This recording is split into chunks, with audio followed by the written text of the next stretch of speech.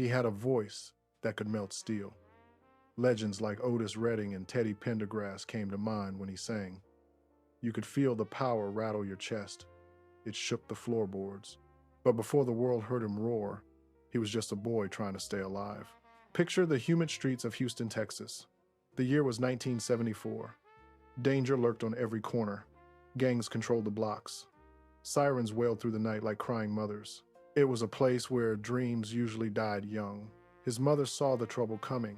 She saw the streets pulling him in. She refused to let the darkness take her son. Here is the deal.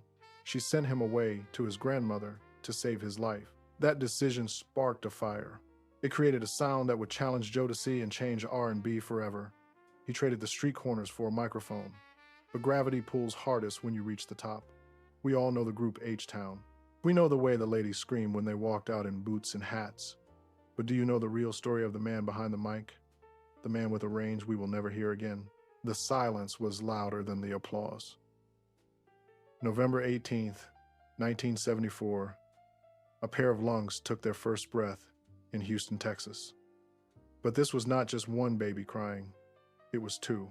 Kevin Connor arrived with his twin brother, Solomon. The world would eventually call them Dino and Shazam. But on that day, they were just two boys born into a city that wanted to swallow them whole. The heat in Houston does not just make you sweat. It sits on your shoulders like a heavy coat. It sticks your shirt to your back. In the 70s and 80s, the air was thick with humidity, but the atmosphere was heavy for another reason. Poverty covered the neighborhood like a fog. They grew up on the hard side of town. The houses were small. The paint peeled off the wood in long, dry strips. The porches sagged under the weight of too many stories. It was a place where people worked hard just to stay in the same spot. Money was tight. Food was sometimes scarce. But the danger was always free. Picture the street corner at dusk. The sun dips below the horizon. The street lights flicker on, buzzing like angry flies. This was the signal. The shadows grew long, and the predators came out to hunt. Gangs claimed the blocks. Young men stood on the corners with eyes hard like flint. They sold poison to their own neighbors. You could hear the rhythm of the neighborhood at night. It was not a happy song. It was the pop of gunfire echoing off the brick walls. It was the sound of sirens wailing like crying mothers. It was the sound of running feet on pavement. Violence was a cycle. It spun around and around, pulling young boys into its center. Kevin and Solomon were 5 years old. They played in the dirt. They chased each other around the yard. They were innocent. They did not know that the streets were already watching them. The streets are always hungry for new blood, but their mother was watching too. She stood at the window. She saw the older boys on the corner. She saw the flash of cash and the gleam of chrome. She saw the way her sons looked at them with curiosity. A mother knows when the tide is turning. She saw the attitude creeping into their walk. She heard the slang creeping into their talk. She knew how this story ends. She had seen it happen to the neighbors' kids. One day, they are playing tag.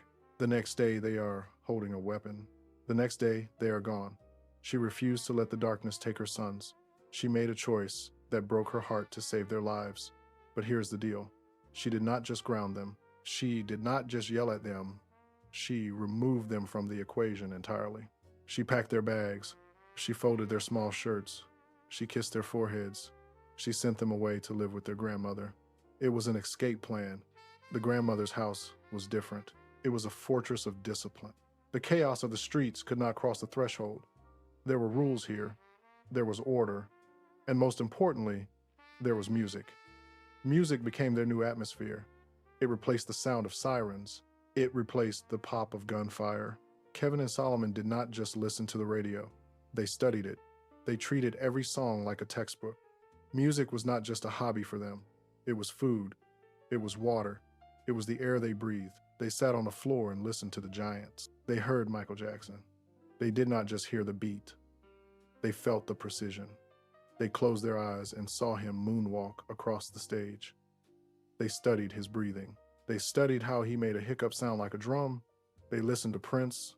They heard the confidence. They heard the way he could scream and whisper in the same breath. They learned that a man could be pretty and tough at the same time. They listened to Marvin Gaye. This was the most important lesson. They heard the pain in his voice. They heard the struggle. Marvin did not just sing notes, he sang his soul. He sang about what was going on in the streets. Kevin felt that pain. He knew that pain. They listened to Stevie Wonder. They heard the pure joy. They heard the complex melodies that twisted and turned like a river. The twins soaked it all up. They were sponges. They did not have fancy equipment. They did not have a recording studio with soundproof walls. They had a mirror. They stood side by side, looking at their own reflections. They opened their mouths and let it out. At first, it was just practice. They mimicked the stars. But then, something shifted. The imitation stopped. Their own sound began to emerge. Kevin opened his mouth, and something ancient came out. It was a voice that sounded like it had lived 1,000 years. It was rough, like the pavement he left behind, but smooth, like the velvet he wanted to wear. It was powerful. It rattled the windows of his grandmother's house. The rejection came early. Of course, people see two little boys, and they expect a little sound. They expect a nursery rhyme. They do not expect a storm. But the boys kept singing. They sang to the walls. They sang to the furniture. They sang until their throats burned and their chests heaved. They were forging a weapon. They were turning their pain into power. The move to their grandmother's house was supposed to just keep them alive. It was supposed to keep them away from the gangs. It was supposed to keep them out of jail. It did more than that. It created a pressure cooker. The isolation, the discipline, and the burning desire to be heard mixed together. It brewed a sound that was raw and uncut. The streets of Houston thought they had lost 2 victims. The gangs thought Kevin and Solomon had disappeared, but they were just in the lab. They were just waiting. They were building the strength to scream so loud that the whole world would have to listen. But gravity pulls hardest when you defy it. The talent was undeniable. The voice was a gift from God, but the hunger came from a place of starvation. They wanted the fame. They wanted the love. They wanted to prove that they were more than just kids from the north side of Houston. They were ready to conquer the world, but they did not know that the world hits back. They did not know that the same passion that fueled their voice would eventually burn the candle at both ends. The silence of their early years was about to break, and the noise they would make would shatter everything. The practice was over. The mirror in the grandmother's house could no longer hold them. Kevin, Solomon, and their friend Daryl Jackson were ready. They formed a group. They called themselves H-Town to honor the city that made them. But talent needs a stage. And in the early 90s, the stage was looking for something new. They packed their bags again. But this time, they were not running from danger. They were running toward destiny. They headed to Miami. They wanted to meet a man named Luther Campbell. The world knew him as Luke from the Group 2 live crew. Luke was loud. He was controversial. He was the king of Miami bass. He was not known for slow, romantic love songs. But here is the deal. Luke heard them sing. He heard the harmony. He heard the pain and the power in Kevin's voice. He signed them on the spot to Luke Records. It was an odd pairing, the bad boys of bass meeting the new kings of romance. But it was the spark that lit the fuse. The year was 1993. The radio waves were about to change. H-Town released their debut single. They called it Knockin' the Boots. Picture the summer of 93. You are driving down the street with the windows down. The heat is rising off the pavement. A car pulls up next to you. The bass rattles your rearview mirror. And then you hear that voice. It was smooth. It was pleading. It was raw. Knockin' the Boots was not just a song. It was a earthquake. It shot straight up the charts. It landed at #1 on the Billboard R&B chart. It stayed there for weeks. It crossed over to the pop charts and hit #3. The world had never heard anything quite like it. It was slow like a ballad, but it had the swagger of hip-hop. Kevin, now known to the world as Dino, was the center of the storm. He did not look like the old school soul singers. He did not wear a matching suit. He did not do a synchronized dance step. He wore heavy work boots. He wore sagging jeans. He wore baseball caps. He looked like the guy standing on the corners in Houston. He looked like the danger his mother tried to save him from. But when he opened his mouth, pure honey came out. This was a revolution. Critics called it begging R&B. The men were not asking for love politely. They were on their knees. They were pleading. And the ladies went crazy for it. The album dropped next. They titled it Fever for the Flavor. It flew off the shelves. It went gold. Then it went platinum. That means over 1 million people went to the store and bought their music. Suddenly, the boys from the rough side of Houston were rich. Gravity pulls hardest when you have heavy pockets. The money poured in fast. They went from sharing a room to buying estates. They bought cars with engines that growled. They bought jewelry that flashed under the stage lights. They bought their mother a house. They moved her out of the danger zone forever. They were living the dream. They went on tour. The crowds were massive. Picture a sea of faces screaming your name. Women threw flowers on the stage. Some threw room keys. Dino stood at the front, soaking it all in. He was the heartthrob. He was the voice that made knees weak. People started to compare them to Jodeci. This was the heavyweight fight of the 90s, Jodeci versus H-Town. Both groups had the bad boy image. Both groups had incredible vocals. Both groups sang about love with a rough edge. It was a rivalry that pushed R&B into a new era. Dino was a superstar. He was on the covers of magazines. He was on television screens across America. But listen closely to the music from that time. They released a cover of a song called A Thin Line Between Love and Hate. Dino sang it with a terrifying intensity. You could hear the grit in his throat. He sang about consequences. He sang about how quickly sweet love can turn sour. He also poured his soul into a cover of Emotions. He took the high notes and stretched them out until they snapped. He sang with a hunger that money could not feed. The success was blinding. They were young kings. They had the world in the palm of their hands. They thought the party would last forever. They thought the screams would never fade. But the music industry is a beast. It demands more. It demands another hit. It demands your time. It demands your privacy. Dino was living life at full speed. He was driving fast cars. He was living the rock star lifestyle. The pressure was mounting. The schedule was grueling. While the world saw a smile, the shadows were growing. Behind the platinum plaques and the sold-out shows, real life was waiting. The streets they left behind were far away, but the chaos had found a new way in. The peak is a dangerous place to stand. The air is thin up there. It is easy to lose your balance. Dino had conquered the charts. He had conquered poverty. He had proved everyone wrong.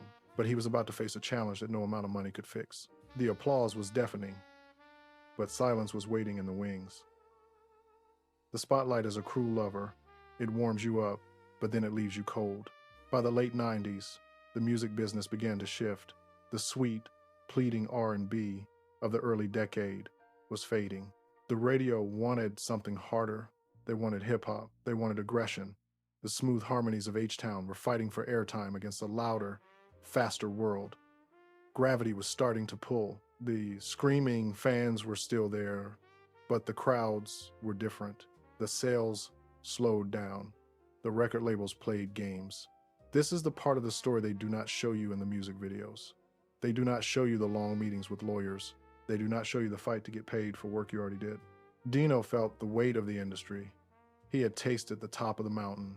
He knew what it felt like to look down at the world. Now, he had to fight just to stay on the cliff. But Kevin Dino O'Connor was not a quitter. He was a survivor. Remember, this was the boy who escaped the gangs of Houston. He had a voice that could melt steel. He knew that talent does not expire, even if trends do. He went back to the lab. He focused on the music. He started working on a comeback. He wanted to reclaim the throne. He wanted to show the world that H-Town was not just a memory, they were a dynasty. But life outside the studio was moving fast too. Dino found something stronger than fame. He found love. He met a woman named Tessia Ray Wysant. She was beautiful. She was kind. She saw the man, not the celebrity. She saw Kevin, not Dino. They fell in love hard. They made plans. They talked about the future. Here is the deal. Life gave Dino a second chance at happiness. Tessia became pregnant. A new life was growing. A new chapter was about to begin. Dino was preparing to be a father again. He was preparing to be a husband. The wild days of knocking the boots were behind him. He was ready to settle down. He was ready for peace. January 28th, 2003, the day started like any other. The air in Houston was cool and damp. Dino was doing what he did best. He was in the recording studio. He was laying down tracks for the new album. The magic was still there. The voice was still powerful. He finished his session. He felt good. The music was right. The future looked bright. He walked out of the studio with Tesha. They climbed into an SUV. It was a big, strong vehicle. It felt safe. They closed the heavy doors. They shut out the noise of the city. They were in their own little bubble of happiness. They drove through the streets of Houston, the same streets that raised him, the same streets that he sang about. But the streets are unpredictable. Picture the intersection. It was dark. The streetlights painted yellow streaks on the wet pavement. Dino approached a green light. Green means go. Green means safety. But in the blink of an eye, the world turned upside down. A car coming from the other direction ignored the red light. The driver did not stop. He did not slow down. He barreled into the intersection like a missile. Physics does not care about talent. Physics does not care about fame. Physics does not care that you have a pregnant fiancé in the passenger seat. The impact was thunderous. Metal screamed against metal. Glass shattered into a million diamonds. The SUV spun. It flipped. The heavy vehicle rolled over and over on the unforgiving concrete. Then, silence. The wheels stopped spinning. The engine died. The music stopped. Sirens wailed in the distance. It was a sound Dino knew from his childhood. But this time, the sirens were coming for him. Rescuers arrived at the scene. They saw the wreckage. They saw the twisted metal. They worked fast. They pulled Tesha from the vehicle. But it was too late. She was gone. The baby was gone. The future they planned together vanished in a heartbeat. Dino was still fighting. His heart was still beating. Paramedics rushed him to the hospital. The lights flashed against the night sky. The doctors worked on him. They tried to save the voice that had touched millions. They tried to save the father. They tried to save the legend. But the damage was too deep. On the way to the hospital, or perhaps shortly after arriving, Kevin Dean O'Connor took his last breath. He was only 28 years old. The news broke the next morning. It hit the world like a physical blow. Fans woke up to the headline. They could not believe it. How could a voice so full of life be silenced so suddenly? His twin brother, Shazam, felt a pain that no one else could understand. They had shared a womb. They had shared a room. They had shared a stage. Now, one half of the soul was gone. The tragedy was absolute. There was no long sickness to say goodbye. There was no warning. 1 minute, he was a young king planning his comeback. The next minute, he was a memory. The crash site in Houston became a shrine. People left flowers. They left teddy bears.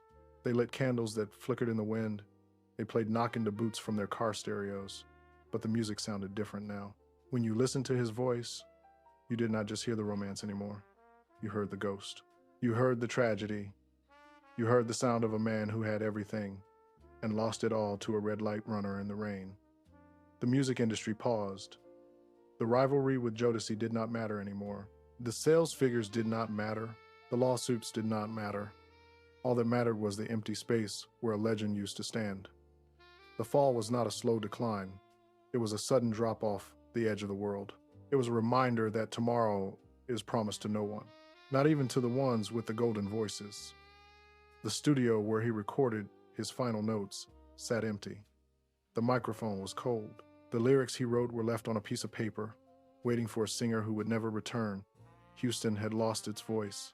But here is the thing about legends. They die, but they do not disappear. The body was gone, buried in the Texas soil.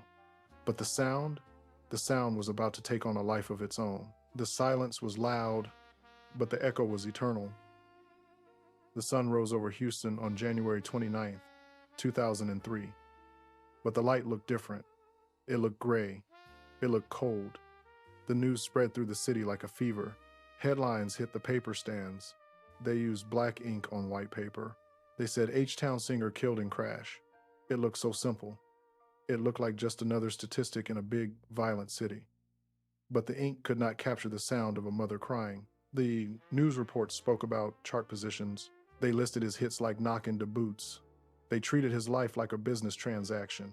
But the reality was much darker.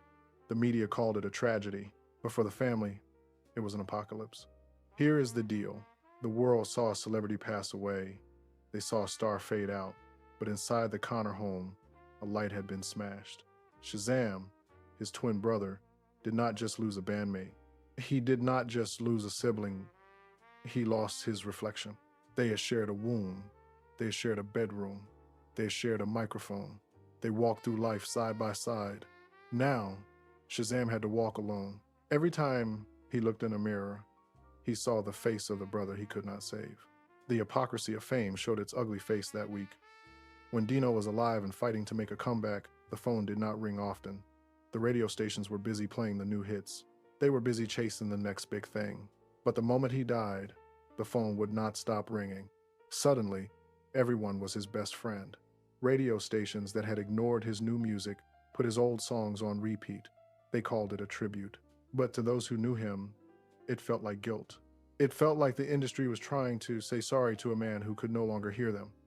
Fans gathered at the crash site. They turned the cold pavement into a garden. Picture the intersection.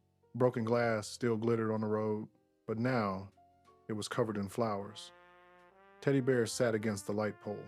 Candles flickered in the wind, fighting to stay lit. People stood on the corner and wept. They played his music from their car stereos. The voice of Dino floated over the traffic. It sounded different now. The sexy pleading of knocking the boots sounded like a prayer. The high notes in emotions sounded like a cry for help. The public focused on the loss of a singer. But the truth was even heavier. The crash did not just take a voice. It took a father. It took a future husband. It took an unborn child. Tesha Ray Wiesent was not famous. She did not have gold records on her wall, but her life mattered just as much. She was the woman who gave Dino peace. She was the one who saw the man behind the sunglasses. The driver of the SUV who ran that red light did not just break traffic laws. He broke a lineage. He stole a generation. The music industry tried to move on. That is what the machine does. It grinds forward. New groups appeared. New singers wore the boots and the hats. They tried to copy the swagger, but you cannot copy a soul. Critics tried to analyze his legacy. They wrote articles about the H-Town sound. They talked about how the group bridged the gap between Jodeci and the hip-hop world.